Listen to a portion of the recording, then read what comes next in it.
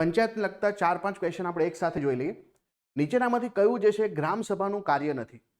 ગ્રામીણ આરોગ્ય, જળ આયોજન, પછી આદિજાતિ કલ્યાણ. તો જો ગ્રામ સભાનું કે ગ્રામ પંચાયતનું જો કોઈ કામ ના હોય તો વસ્તી ગણતરી જે છે એ તો કેન્દ્ર સરકારનું કામ છે, અને કેન્દ્ર સરકારનું જે ગૃહ મંત્રાલય જે છે એના અંતર્ગત આ બધી કામગીરી થાય.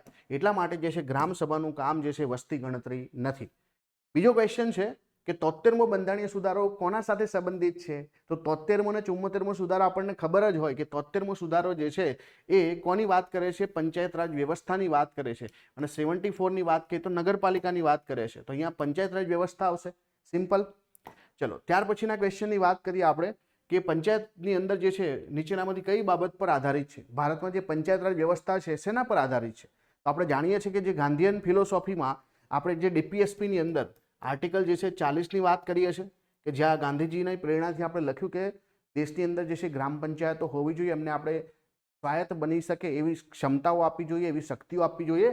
તો એ બધું જે છે આપણે રાજ્યના માર્ગદર્શક સિદ્ધાંતો એટલે કે ડાયરેક્ટિવ પ્રિન્સિપલ ઓફ સ્ટેટ પોલિસીમાં લખ્યું છે. તો option number C is the right answer.